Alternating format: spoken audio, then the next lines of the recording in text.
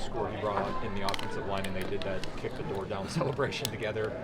K-Tron wanting to include the line, what does that say about K-Tron, the line, and maybe the camaraderie of the entire offense? Yeah, I mean, I think for K-Tron, obviously he's going to get the recognition for getting in the end zone as he should, because he's the one that got in the end zone. But, I mean, the O-line did a great job again today in the run game and pass pro of, just giving us opportunities to make plays like that. And I think it's something we honestly always talk about, like when it get like Thursday, Friday of like team celebrations that won't get us flagged, but like for different guys. And honestly, Doc came up with that one today, this morning. So when we were in the huddle, K-Tron told them to be ready for it, and it's just fun to be a part of a group like that. I mean, we're having a blast. You can see it in that, but it's just super fun to be a part of it. Sure, I want to ask you about the change of pace offense. You're calling 2 plays at once, you rush to the line, and then you may stop and huddle.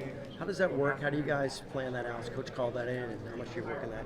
Practice? What do you think? When we get to I guess is the question. When we get to tempos off of plays before, like usually I'm just alerting the guys for, hey, be ready for tempo after this play. But for us, it's a part of our identity. We're going to shift, or we're going to do different personnels pretty much every play. Different tempo variations. That's fast breaks out of the huddle, and just huddle in, and then no huddle right after plays. So it's just a part of our identity, and I think it causes a lot of stress for defense, because when we're getting heavy personnel, like it's hard to match up to us, and then when we're able to spread the formation wide into an open set, it causes a great deal of stress. And I think it's just something we embrace as an offense, because we're going to do it every single game, and it's just a part of our identity. Drew, how do you think the offense adjusted to not having an explosive weapon like Nick? Yeah, I mean, I think just in general, we started slow the first 2 drives, but then once we got into a rhythm, we were hard to stop. We just need to start faster. I could have, second play of the game could have helped Julian out a little bit more, getting the ball up a little bit towards his chest. And there's just a couple little things those first 2 drives, but that's football. Like we're gonna have a couple bad drives, a couple of things we could have done better. It's just how we bounce back from that, and I think we did a great job of that today, bouncing back after those first 2 drives, going down and scoring a touchdown right away. And I think we either kicked a field goal or scored a touchdown the next drive. So it's just when those things happen, it's all in the past. You can't fix it, and just moving on to the next series. When you're on the sideline, how much do you get to actually watch the defense when they're playing? And if so, what is your favorite thing to watch out for them, especially as games wear on and they seem to be getting better? Yeah, it kind of depends on the situation. Like if we have a longer drive, I don't get to watch as much as the defense, just because we have so many play. Like that 18-play drive that we had, like I didn't get to watch much of the defense, but I try to watch them as much as I can.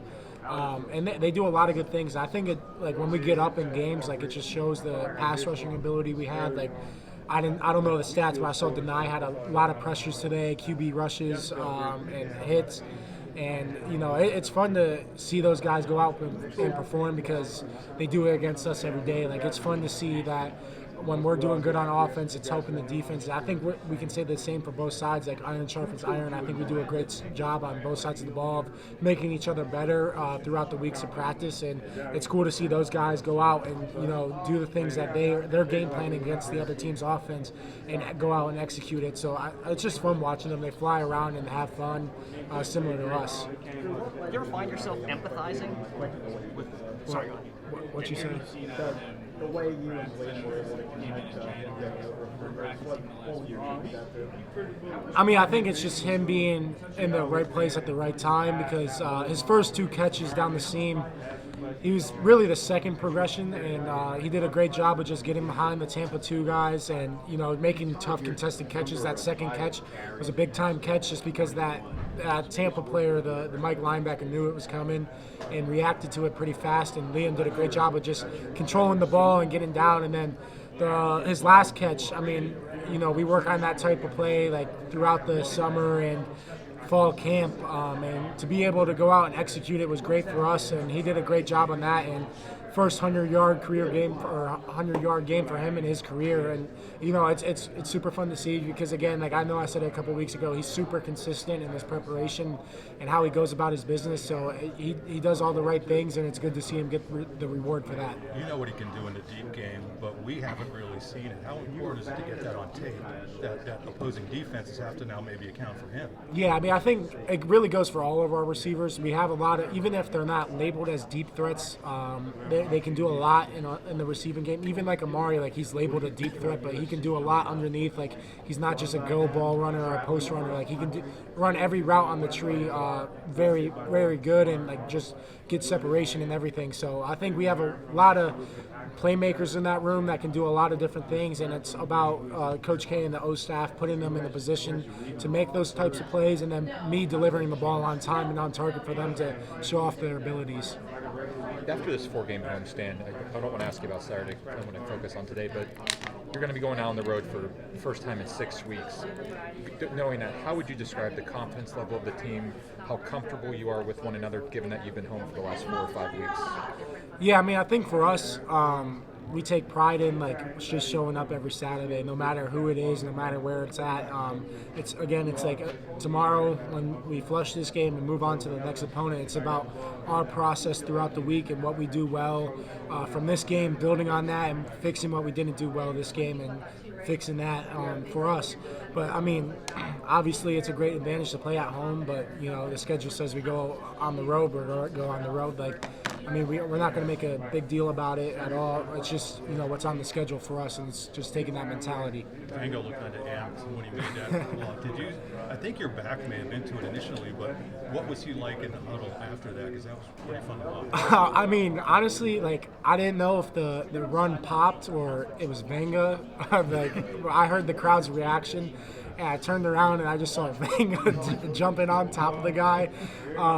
And I mean, I think it's just fun to, be able to play everybody at different positions. Like, we always talk about running back splitting out wide and receivers back in the backfield, but when we have guys like O-linemen that can split out wide and just, inflict a lot of, damage on guys, like it's fun to be a part of. And that really gets the whole sideline going and into it. But I mean, I think it was just cool to see how excited he was because we've worked on that play for a while now, and for us to finally get it called in the game and him to have that type of result, it's fun for sure.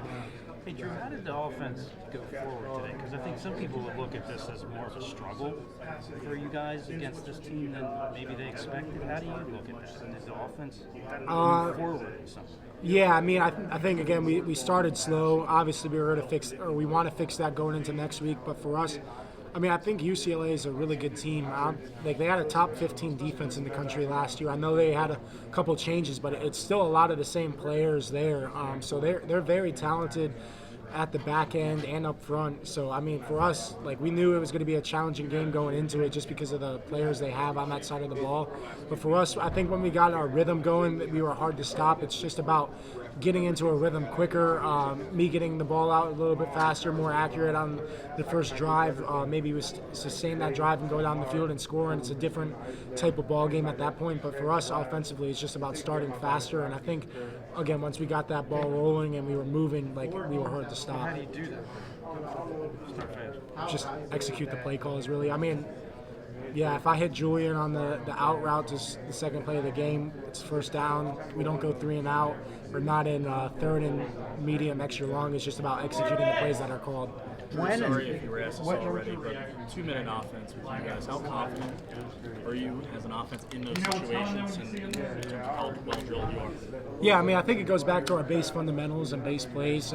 It's stuff that we're super comfortable with, and I think Coach K does a great job of, alerting us for plays of what we're going to run and when we're going to run them. And when we get into 2-minute, like, we get a 2-minute situation every week, different type of 2-minute throughout the week of practice going against the defense. So we're constantly repping it because those situations are super important. Like today, being able to go down and score a touchdown right before the half to make it, I don't know what it was going into half, but a two-score lead for us was huge. And if we don't execute that, like, maybe it's a different game. But we take pride in going out and executing 2-minute drives for sure. When and how and from whom did you find out for sure that Nick was not going to play? I mean, honestly, I don't know. I just went out there and Katron was out there. Like, that's coach's decision. Like, I have no influence over that. So no one ever said, "Hey, Nick's not in." No, I mean, no. Was it a little weird not seeing him in every other series? I mean, I figured once he wasn't out there, like he wasn't going to be out there. I thought Q did a great job of, stepping up in his time today, and he did a really good job. But for us, I mean, obviously we love to have Nick out there, but I think Q did a great job of stepping up when his number was called. Drew, if it's not the running backs, it's the tight ends. If it's not them, it's the wide receivers. I mean, like, it feels like it doesn't matter necessarily which position group is stepping up. You've won in a variety of ways. How much confidence does that give this offense as you hit the road now for the next month? Yeah, I think it's just good for our team in general. I think we've won every win that we've had so far. We've won it in a different type of game, different types of way, offensively and defensively. So I think it's just learning how to win and just finding ways to win. Like, it doesn't matter if if it's an ugly win, it's still a win at the end of the day, and that's what we want to keep stacking. So we just got to find different ways to win, and no matter who it is, I know we have confidence on everybody on offense who, no matter what position group it is, that day they're going to step up and make their plays that they're getting. Going off the receiver core, the first two connections to Julian didn't connect, and the first one to Amari also didn't. And then it clicked as the game went on. What is that process like going into the huddle, going on the sideline, just finding that connection later on in the game? Yeah, I mean, I think I tell them all the time, like, I don't care about drops. Like, I could care less because I know there's those that I missed throughout the game that they were open on. So I tell them, like, don't worry about it. I'm never going to hold a drop against you. Like, if you're open, you're going to get the ball. And, they'll clean things up because I think nobody is more upset that they dropped the ball than them, and they're going to fix those things. But I think it's again about flushing those plays, those negative plays that didn't go your way, and just stepping up and making the play the next time you get your number called. Thanks, Drew. Thank you.